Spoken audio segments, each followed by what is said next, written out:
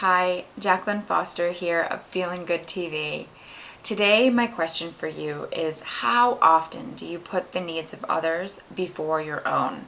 I think this is something that we all do at one time or another. So I'd like to give you an exercise today, but I also just want to share a short story before I do that. When I was in college, I had one of my first long-term relationship, and he was someone that I really, really liked. And I had this expectation that we were going to be together, we were going to get married, and it was just this vision that I had in my head, and I couldn't get it out. And after about a year of the relationship, things started to not go well. He wasn't happy, I wasn't happy, we were fighting more, our relationship was not the same. I noticed that in other areas, like I was gaining weight, I wasn't feeling good, there was not harmony in my life. And what happened was it wasn't hitting me. As bad as it was getting, it was not hitting me until I had one conversation with my mom. And I will never forget this because it really did have an impact on me. I was talking to her on the phone and I was sharing how unhappy he was and I was. And I said to her, "Mom, if he is so unhappy, why doesn't he just break up with me?" And what she said to me was, "Jacqueline, did you ever think of the fact that you could break up with him?" Whoa. I had not thought of that. I had not thought of that at all. And that actually led me to really realize, oh my gosh, this is not healthy for either one of us, and I need to end this. So I did, and it was hard. It was really hard, but I was so glad afterwards that I did. And what I want to share with you today is I want you to think about where are areas where you are making choices, not because you want to make them, but because you feel like you need to make them, or this is what you should do, or this is going to help you meet a certain expectation.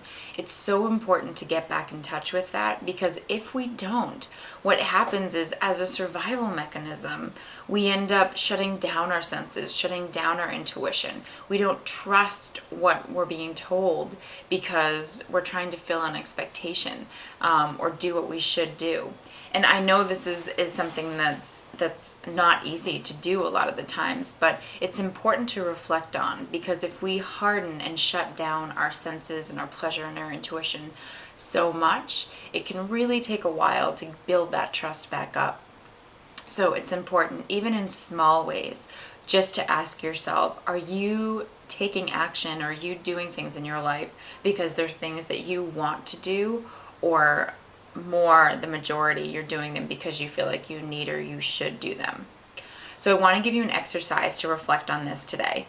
Get out a piece of paper, create two columns, and on one column, write down the things that you need, should, have to do. And in the second column, write down the things that you want and desire to do. And for one day, maybe even a full week, write down all the things that you did that day that you felt like you needed to do or had to do. And on your want column, write down all the things that you did do, that you wanted to do, or that you desired to do.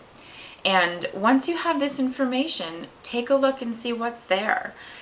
Do you feel like a lot of the decisions you're making are just things that you're doing because you need to do? Or are there things, that you're wanting to do that are on your list? You might notice that there are things from your need list that don't serve you, that really come up and you're ready to let go of them. Or you might notice that your want and desire list is very small, and maybe you want to add something else small to it. Maybe you want to add a nice warm shower more often at the end of the day, or a nice warm cup of tea, anything. And you can get a lot of insight from that. I'm not going to go into all of the insight that you can go into, but it'll give you awareness. And what you can do from there is just begin to ask yourself, okay, is there something I want to let go of? Is there something I want to add more in? Do I need to take a look in general of my attitude towards what I'm doing, and see if there's a shift I can make towards some of these activities? because it is so important that what you're doing not only be because you feel like you need or you have to do it. It's so important to find a place where you're wanting and desiring to do things and that you're making the choice to do them, not someone else. So as always, it's so wonderful sharing with you, and I would love to hear what you do in your life when you feel like maybe that people-pleasing tendency is arising and maybe you're making a decision based on what someone else wants versus what you want. What do you do to really pull yourself back and to start making decisions that come from your choice and what you want? I'd love to hear that. And you can always check out more videos if you enjoyed this one at JacquelineLaceyFoster.com, and you can also find me on hertube.tv. Wishing you an amazing day and looking forward to sharing more with you in the future. Thanks so much.